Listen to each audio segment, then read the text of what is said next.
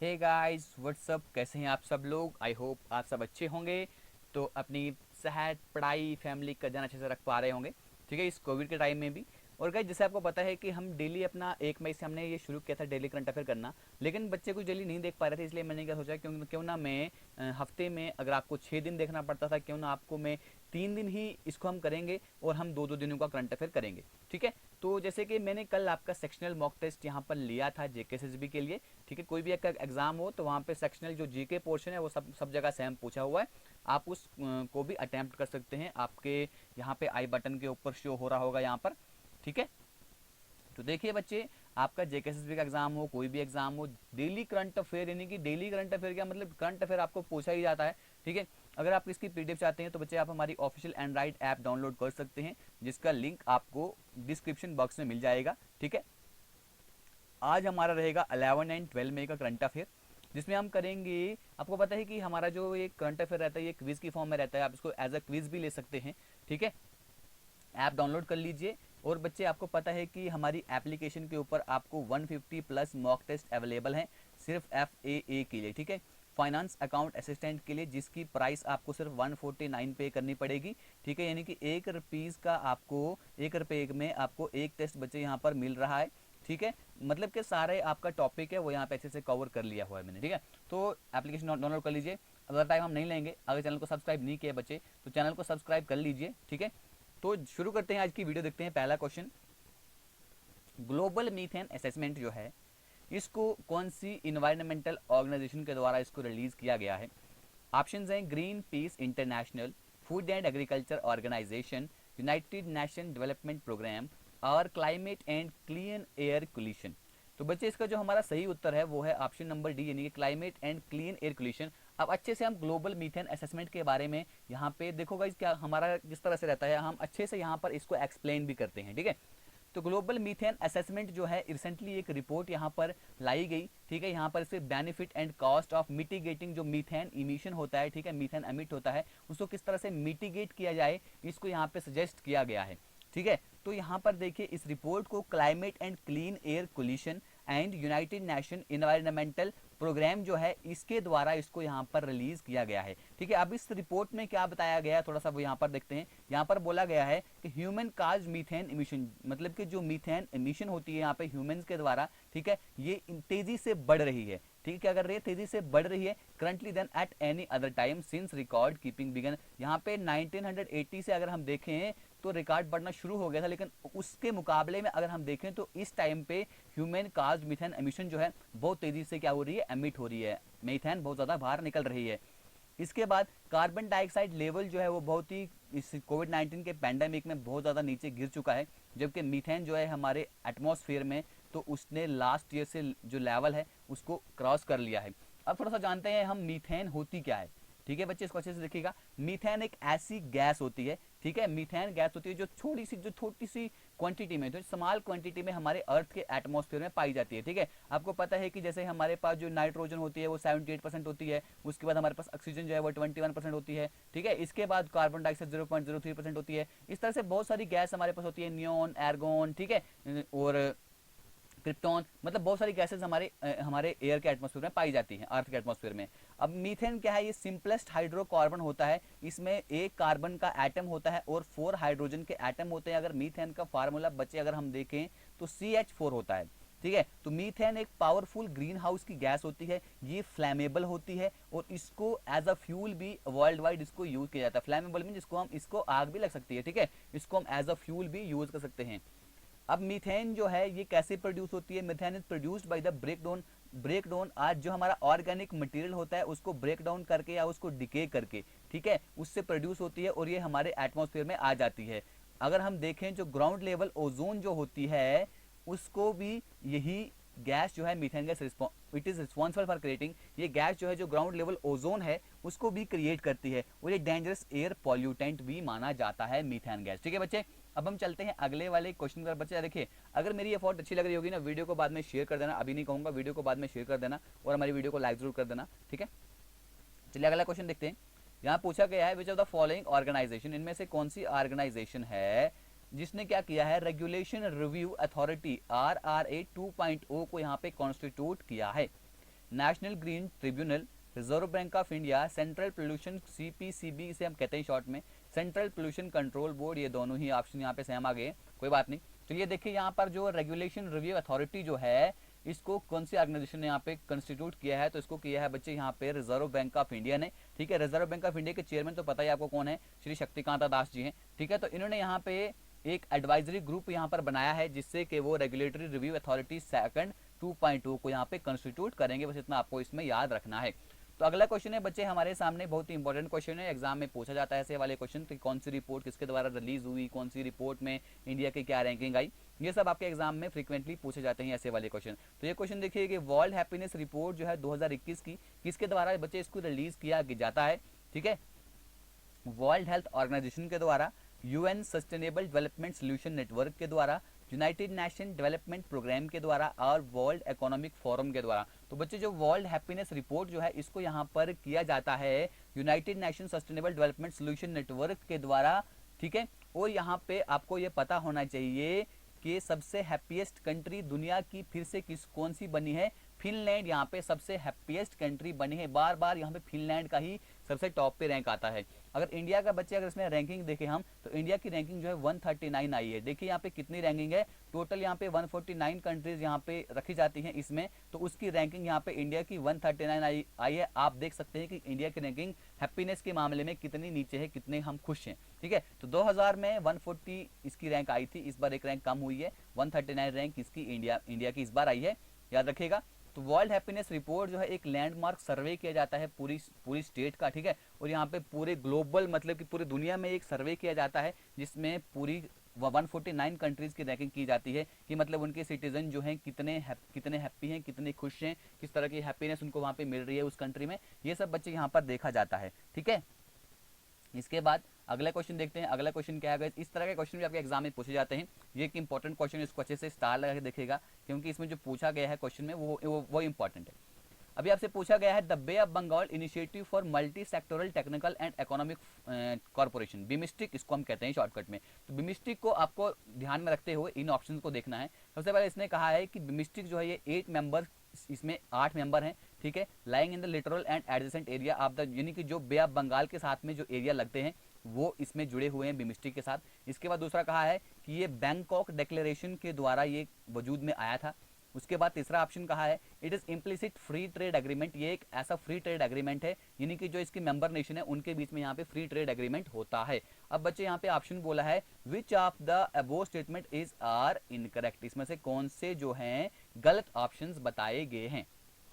1 और 2 गलत हैं, 2 खाली दूसरा गलत है, 1 और 3 गलत हैं, या डी ऑप्शन 2 और 3 यहाँ पर गलत हैं। अब अच्छे से यहाँ पर हम जानते हैं बच्चे इस चीज के बारे में।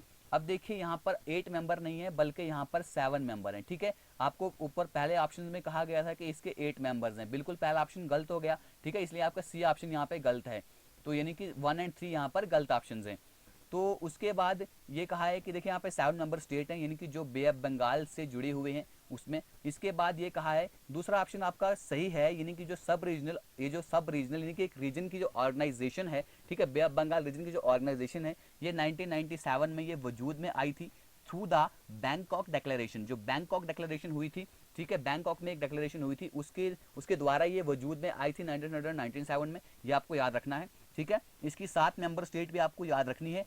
5 डिराइविंग फ्रॉम, जो 5 जो है कहाँ से हैं, साउथ एशिया से हैं, जैसे कि बांग्लादेश, भूटान, इंडिया, नेपाल, श्रीलंका, ठीक है, ये कहाँ की है, ये साउथ एशिया की है। और 2 जो है साउथ ईस्ट एशिया की हैं, ये साउथ एशिया की हैं, और 2 साउथ ईस्ट एशिया की है, जिसमें हमारी आती है म्यांमार एंड थाईलैंड, ठीक है, ये आपको याद रखना है। It is not an FTA बच्चे, ये क्या है, ये फ्री ट्रेड एग्रीमेंट इनके बीच में, यानी कि फ्री जब भी कोई ट्रेड होगा उसमें आपको कोई कस्टम ड्यूटी नहीं लगेगी, कोई आपको यहाँ पे कोई टैक्सेशन वगैरह मतलब टैक्स आपको नहीं देना पड़ेगा, मतलब फ्री ट्रेड एग्रीमेंट यहाँ पे होगा, ट्रेड के बीच में कोई भी बैरियर यहाँ पे नहीं रखा जाएगा, ठीक है। ये आपको याद रखना है कि ये फ्री ट्रेड एग्रीमेंट बिल्कुल भी नहीं है, ठीक है। इसको फ्री ट्रेड एग्रीमेंट बनाया जाएगा, इसके ऊपर बात चल रही है, लेकिन आज ये बिल्कुल भी फ्री ट्रेड एग्रीमेंट नहीं है, ये याद आपको रखना है। चलिए बच्चे, आई होप कि आपको अच्छा लग रहा होगा मेरा कंटेंट, यार अच्छे से आपके लिए वीडियो बनाकर लाता हूँ, कम से कम बहुत ज़्यादा टाइम इसमें लगाता है वीडियो बनाने में। अगला क्वेश्चन देखिए बच्चे, ये है नक्सलाइट से, ये क्वेश्चन जो अभी रिसेंटली नक्सलाइट अटैक हुआ था। ग्रे हाउंड्स एक एंटी सर्जेंसी ऑपरेशन है किसके अगेंस्ट, नक्सलाइट के अगेंस्ट। जो नक्सलवाद देखे आपने, माओइस्ट देखे, ठीक है, उनके खिलाफ ये एंटी सर्जेंसी ऑपरेशन चलाया जा रहा है। और कौन सी स्टेट से? आंध्र प्रदेश, झारखंड, उड़ीसा, छत्तीसगढ़। तो बच्चे आंध्र प्रदेश और जो तेलंगाना स्टेट है हमारी, वहां पर ये एंटी सर्जेंसी ऑपरेशन है। किसके खिलाफ? नक्सलाइट के खिलाफ, ठीक है। ग्रे हाउंड्स क्या है? एक पुलिस की स्पेशल फोर्स है, ठीक है। पुलिस की स्पेशल फोर्स एक ऐसी यूनिट है जो ऑपरेट करती है आंध्र प्रदेश और तेलंगाना में। किसके अगेंस्ट है? नक्सलाइट के अगेंस्ट। याद रखेगा बच्चे, ग्रे हाउंड्स, ठीक है। चलिए ये इसको देखिए, इंपॉर्टेंट क्वेश्चन है। यहाँ पे इन चारों कमेटीज के बारे में आपको बताऊंगा और बाकी भी कमेटीज हैं उनके बारे में बताऊंगा। अभी क्वेश्चन पूछा है, which of the following committees have not been set up to examine electoral system in India. इनमें से कौन सी कमेटी को सेटअप नहीं किया गया है इलेक्टोरल कमेटी जो है इंडिया में उसको एग्जामाइन करने के लिए? ऑप्शन है दिनेश गोस्वामी कमेटी। यहाँ पे देखना है, पूछा क्या है कि इलेक्टोरल सिस्टम को यहाँ पे एग्जामाइन नहीं करेगी, वो कौन सी कमेटी है? इंद्रजीत गुप्ता कमेटी, नरसिम्हन कमेटी या तनख्वाह कमेटी? तो बच्चे देखते हैं इसका आंसर पहले आपको बता दूं मैं। इसका आंसर है नरसिम्हन कमेटी। बच्चे ये इलेक्टोरल सिस्टम ऑफ इंडिया को एग्जामाइन करने के लिए नहीं है, बल्कि ये रिजर्व बैंक ऑफ इंडिया की कमेटी बनाई गई थी, नरसिम्हन कमेटी। अब हम बारी बारी इन सब कमेटीज के बारे में जानने की कोशिश करेंगे। देखिए बहुत सारी कमेटीज यहाँ पर जो है इलेक्टोरल सिस्टम को एग्जामाइन करने के लिए बनाई गई है टाइम टू टाइम, ठीक है। इलेक्शन मशीनरी को इस तरह से सेटअप करना है, किस तरह से इलेक्शन प्रोसेस को स्मूथली यहाँ पर चलाना है, ठीक है। 1974 से 2011 तक बहुत सारी कमेटीज यहाँ पे बनाई गई हैं। बहुत कुछ कमेटीज मैंने यहाँ पे मेंशन की हैं, देखिएगा। 1974 में हमारे पास तारकुंडे कमेटी आई, ठीक है, जिसको जेपी नारायण ने यहाँ पे बच्चे अपॉइंट किया था। इसमें इलेक्शन प्रोसेस और इलेक्शन सिस्टम के बारे में बताया गया, ठीक है। इसके बाद 1990 में दूसरी कमेटी, इस कमेटी का नाम था दिनेश गोस्वामी कमेटी, ठीक है। इसमें इलेक्टोरल रिफॉर्म्स के बारे में इसमें भी बताया गया। फिर 1993 में तीसरी कमेटी आई बच्चे, जिसका नाम था वोहरा कमेटी, ठीक है। यहाँ पे भी क्राइम और पॉलिटिक्स के बीच में जो नेक्सस होता है उसको यहाँ पे देखा गया, ठीक है। 3 कमेटीज के बारे में हमने जान लिया, तारकुंडे कमेटी, दिनेश गोस्वामी कमेटी और वोहरा कमेटी। याद रखेगा बच्चे इन कमेटीज के बारे में। उसके बाद नेक्स्ट कमेटी जो है हमारे पास इंद्रजीत गुप्ता कमेटी, जो यहाँ पे हमने देखी 1998 की। यहाँ पे स्टेट फंडिंग ऑफ इलेक्शन इसमें देखा गया। उसके बाद लॉ कमीशन ऑफ इंडिया बनाया गया 1999 में। यहाँ पे भी इलेक्टोरल लॉज को रिफॉर्म करने की बात की गई। फिर 2000 से लेकर 2002 तक दूसरी कमेटी बनी, जिसका नाम था नेशनल कमीशन, जिसको हेड किया यहाँ पे एम.एन. वेंकटाचार्या ने, ठीक है। यहाँ पर कॉन्स्टिट्यूशन की वर्किंग के बारे में बताया गया। इसके बाद 2004 में एक कमेटी बनाई गई, इलेक्शन कमीशन ऑफ इंडिया। इसमें भी इलेक्टोरल रिफॉर्म्स के बारे में बात की गई। इसके बाद गाइस 2007 में एक हमारी पास सेकंड ARC कमीशन यहाँ पर बनाई गई। किसके अंडर बनाई गई? ये बनाई गई वीरप्पा मोइली के द्वारा। किसके द्वारा बनाई गई? वीरप्पा मोइली के द्वारा बनाई गई। इसमें भी जो हमारी गवर्नमेंट्स में एथिक्स होती हैं उस पर इसमें रिपोर्ट की गई, 2007 में बनाई गई है। उसके बाद गाइस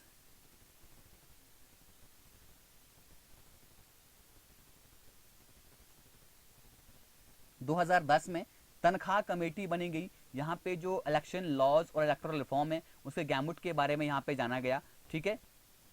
इसके बाद गाइस नरसिम्हन कमेटी जो है 1991 में बनाई गई थी। यहाँ पे इकोनॉमिक क्राइसिस को देखा गया था इस कमेटी में, ठीक है। ये बैंकिंग सेक्टर जो रिफॉर्म है, ठीक है, उसके बारे में थी, ना कि इलेक्टोरल रिफॉर्म्स के बारे में थी। ये था बच्चे हमारा क्वेश्चन, ठीक है।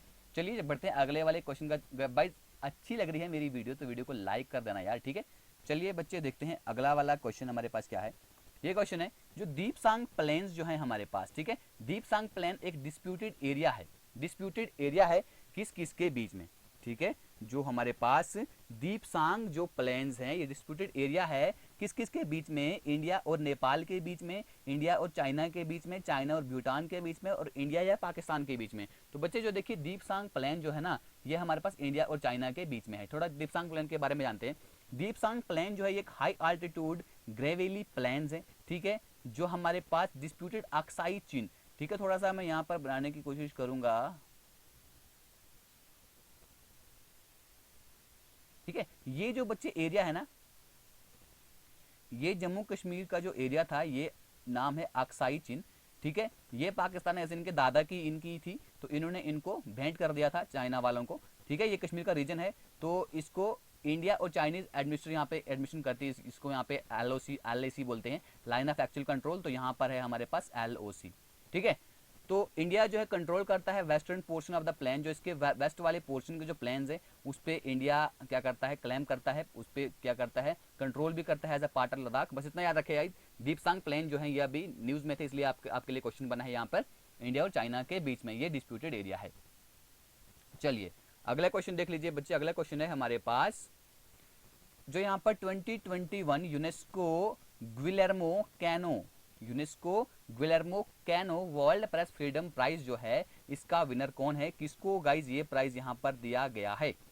मारिया रेसा, सैचे लाजारो, रॉड्रिगो जुटेट और माइक इनरिक्वेज। तो इसका जो बच्चे उत्तर है हमारे पास, इसका जो आंसर है, जो यहाँ पर इन्वेस्टिगेटिव जर्नलिस्ट है जिसका और मीडिया एग्जीक्यूटिव है जिसका नाम है मारिया रेसा, ये फिलीपींस की है, ठीक है। इनका नाम इस प्राइज के लिए रखा गया है, जिनको ये प्राइज मिला है। ऑप्शन नंबर ए बच्चे आपका यहाँ पर सही उत्तर है, ठीक है।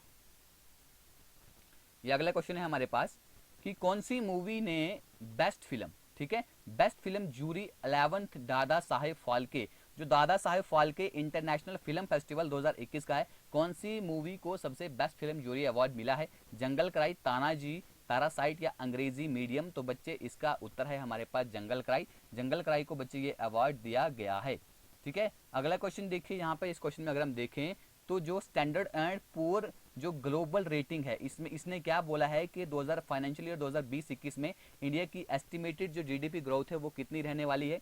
8.5, 9.8, 10.4, 11%। इसका जो आंसर है बच्चे हमारे पास वो है ऑप्शन नंबर ए, यानी कि 9 इन्होंने कहा है। जो जो यूएस बेस्ड की एक स्टैंडर्ड S&P क्या है, standard and poor global rating है, ये क्या करती है, ग्लोबल यानी कि पूरी दुनिया में रेटिंग देती है कि किस तरह का क्या इन्होंने क्या यहाँ पर ये फॉरकास्ट करती है किस तरह की जीडीपी ग्रोथ वहाँ पे रहेगी, ठीक है। इन्होंने फॉरकास्ट किया है कि 9.8% जो है यहाँ पे फाइनेंशियल ईयर 21-22 की रहेगी इंडिया की इकोनॉमी, ठीक है। अब अगला क्वेश्चन है हमारे पास, what is the name given to the world's largest aircraft, सबसे दुनिया का सबसे बड़ा एयरक्राफ्ट अमेरिकन कंपनी के द्वारा यहाँ पे बनाया गया, जिसका नाम है स्ट्रैटो लॉन्च। इसका क्या नाम रखा गया है? पैमोला, सीरीन, रॉक और जिज? इसका जो उत्तर है बच्चे हमारे पास that is Roc. Option number C is your right answer here. जो वर्ल्ड का सबसे बड़ा प्लेन है जिसका नाम होगा स्ट्रैटो लॉन्च रॉक, इसको सक्सेसफुली कंप्लीटेड टेस्ट फ्लाइट की गई है दूसरी बार, कहां पे? साउदर्न कैलिफोर्निया डिजर्ट के ऊपर इसको क्या किया गया है, रिसेंटली टेस्ट किया गया है। अब गाइस अगला क्वेश्चन है, इनमें से कौन सी ऑर्गेनाइजेशन ने कॉन्फ्लिक्ट एंड कंजर्वेशन रिपोर्ट को रिलीज किया है? United Nation environmental programme, world wide fund for nature, इंटरनेशनल यूनियन फॉर कंजर्वेशन ऑफ नेचर IUCN, wild life conservation society? तो कौन सी ऑर्गेनाइजेशन ने बच्चे ये रिपोर्ट यहाँ पर क्या की है, रिलीज करी है? इसका नाम है IUCN यानी कि इंटरनेशनल यूनियन फॉर कंजर्वेशन ऑफ नेचर ने इस रिपोर्ट को क्या किया है, रिलीज किया है। अब ये देखती क्या है, जो भी यहाँ पे नेचर और नेचर एंड आर्म्ड कन्फ्लिक्ट जो होता है उसके रिलेशनशिप के बीच में, मतलब उनके बीच में क्या रिलेशनशिप है वो ये रिपोर्ट देखती है, ठीक है। चलिए चलते हैं अगले वाले। ये जो है बच्चे इस रिपोर्ट की क्या की हाइलाइट्स हैं वो भी आप देख सकते हैं, ठीक है। अब इस रिपोर्ट का देखिए ऑब्जेक्टिव क्या होता है, इस रिपोर्ट को क्यों रिलीज किया जाता है। ये जो रिपोर्ट है ये हमें हेल्प करती है कि हम जो नेचर का कंजर्वेशन है, ठीक है, पॉलिटिकल और इकोनॉमिक डिसीजन मेकिंग में किस तरह से अपना रोल निभाता है, उससे इसका ऑब्जेक्टिव होता है इस रिपोर्ट का वो। अब इसके major threat posed by the conflict, अब इस कन्फ्लिक्ट के द्वारा कौन से थ्रेट्स यहाँ पे पोज हो जाती हैं, जैसे कि किस तरह से यहाँ पे जो वाइल्ड लाइफ का यहाँ पे उनको मारा जाता है खाने के लिए, ठीक है, जानवरों को मारा जाता है खाने के लिए, किस तरह से हमारा इकोसिस्टम का डिग्रेडेशन हो रहा है, किस तरह से हमारी कंजर्वेशन के एफर्ट को डिस्टर्ब किया जा रहा है, इसके काम में बाधा, मतलब कि बाधा बनती जा रही है।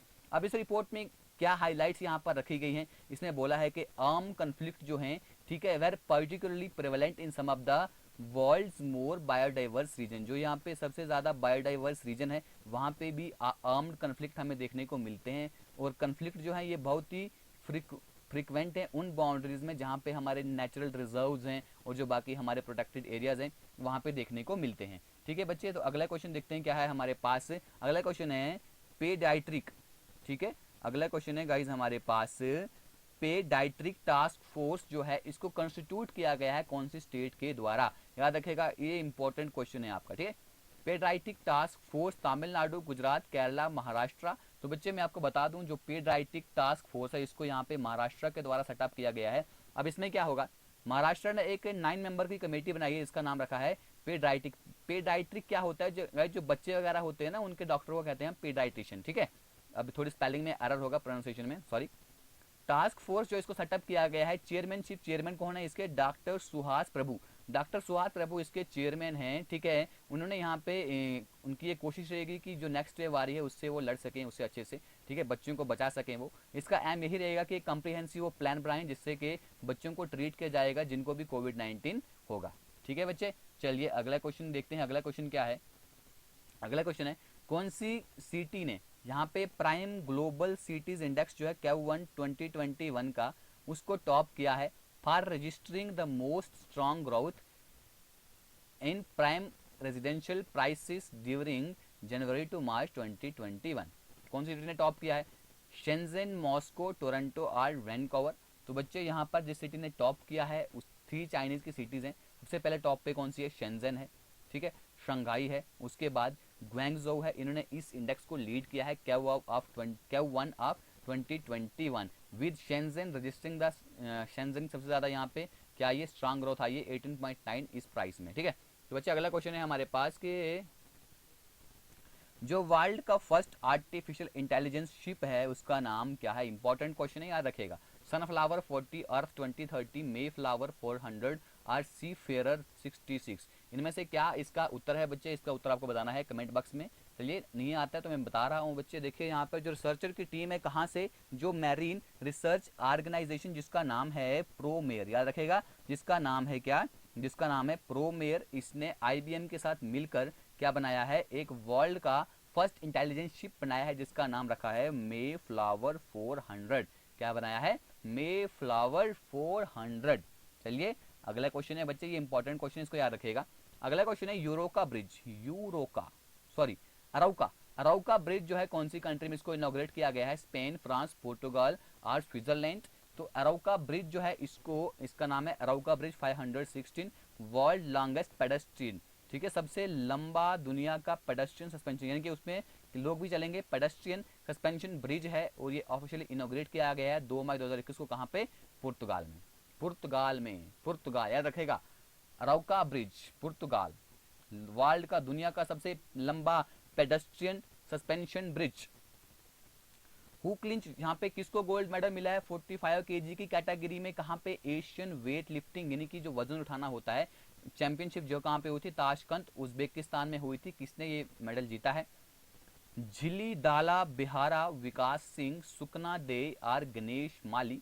तो बच्चे यहाँ पर ये जो जीता है इसका आंसर है जो इंडिया की झिल्ली दाल बेरा है, इन्होंने यहाँ पर इसको जीता है, कहाँ पे, ताशकंद उज्बेकिस्तान में 45 kg कैटेगरी में।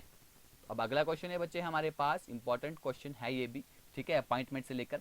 यहाँ पर अपॉइंट किसको किया गया है, Indian institute of research rice research का IIRR Indian institute of rice research का डायरेक्टर किसको अपॉइंट करा गया है, अनुराग कुमार, विकास सिंगरोल, गोविंदन रंगराजन, रमन मीनाक्षी सुंदरम। किसको यहाँ पे अपॉइंट किया गया है बच्चे, तो यहाँ पर अपॉइंट किया गया है रमन मीनाक्षी सुंदरम को, जिनको अभी डायरेक्टर चुना गया है IIRR का, ठीक है, किसके द्वारा, Indian council of agriculture research के द्वारा। चलिए वर्ल्ड एथलेटिक्स डे 2021 का IAAF के द्वारा कब ऑब्जर्व किया गया, 5 मई, 6 मई, 7 मई और 3 मई, ठीक है।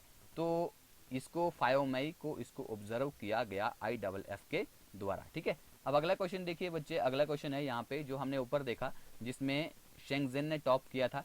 तो इस Q1 इंडेक्स 2021 को किसने यहाँ पे पब्लिश किया, KPMG global, Knight Frank, IITS, Cushman and Wakefield ने। तो बच्चे प्राइम ग्लोबल सिटीज इंडेक्स जो जिसमें शेंगजेन ने टॉप किया है, तो यहाँ पर इसको रिलीज किया है किसने, यहाँ पर real estate consultant Knight Frank, यानी कि ऑप्शन बी जो राइट आंसर है, नाइट फ्रैंक ने इसको रिलीज किया है। तो बच्चे इसकी PDF के लिए मैंने आपको कहा है कि आप टेलीग्राम को भी ज्वाइन कर लीजिए, ठीक है, टेलीग्राम भी ज्वाइन कर लीजिए और हमारा जो ऑफिशियल एंड्रॉइड ऐप है उसको भी डाउनलोड कर लीजिए, ठीक है, जहाँ पे मैं इसके साथ बाकी चीज़ें मैं आपको प्रोवाइड कर देता हूँ। तो अच्छी लगी वीडियो तो लाइक करना, नहीं लगी है डिसलाइक करना, डिसलाइक क्यों की मुझे कमेंट बॉक्स में बता देना। सब्सक्राइब करें चैनल को यार, वीडियो को शेयर कर देना। Thank you, God bless you all, जय हिंद।